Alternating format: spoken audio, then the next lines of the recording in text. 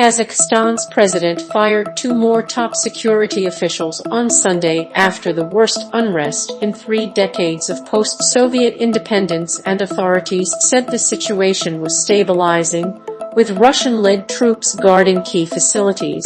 The sacked officials were deputies to former intelligence chief Karim Masimov, who was arrested on suspicion of treason after violent protests swept the oil and uranium-producing Central Asian republic that borders Russia and China. Thousands of people have been detained and public buildings torched during mass anti-government protests in the past week.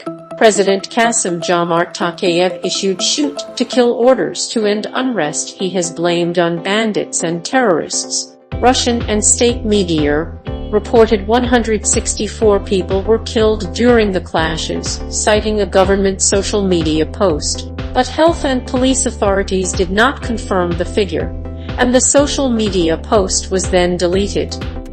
The internet has been restricted and telecoms patchy, making it difficult to check figures and confirm statements. No single group has emerged to speak for the protesters. Demonstrations against a fuel price rise began a week ago before erupting into a wider protest against Tokayev's government and the man he replaced as veteran president, 81-year-old Nursultan Nazarbayev. At Tokayev's invitation, a Russia-led alliance of ex-Soviet states, the Collective Security Treaty Organization CSTO, sent troops to restore order, an intervention that comes at a time of high tension in Russia-US relations ahead of talks this week on the Ukraine crisis. Russian President Vladimir Putin and other leaders of CSTO countries will hold a video conference on Monday to discuss the crisis in Kazakhstan. The Kremlin said the violence has spurred speculation of a rift in the ruling elite, with Tokayev fighting to consolidate his authority after firing key officials and removing Nazarbayev from a powerful role as head of the Security Council. The president's website announced the sackings of Marat Osipov and Daulat Ervision as deputy heads of the National Security Committee. It gave no explanation in a terse statement late on Sunday. Their arrested former boss, Masimov, a 2-time prime minister, was seen as close to Nazarbayev. Authorities have not disclosed any details of the allegations against him. He and his lawyer could not be reached for comment.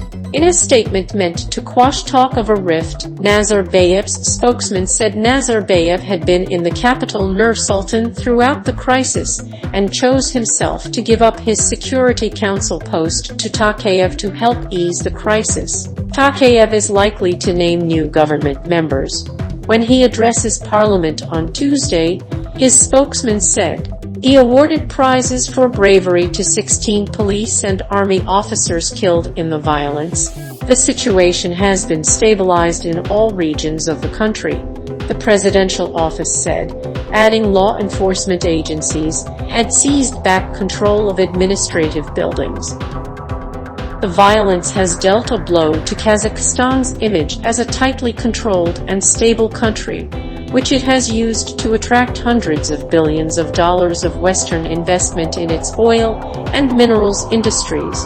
Police said 6,044 people had been arrested in connection with the unrest. Russian paratrooper commander Andrei Serdyukov said the CSTO force had finished deploying to Kazakhstan and would remain there until the situation stabilized completely.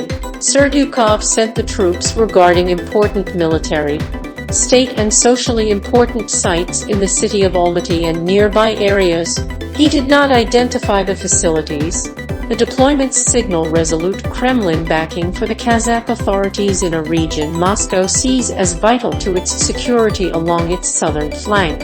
U.S. Secretary of State Antony Blinken said Washington was seeking answers from Kazakhstan as to why it needed to call in Russian-led forces to resolve domestic unrest. He also denounced the government's shoot-to-kill order,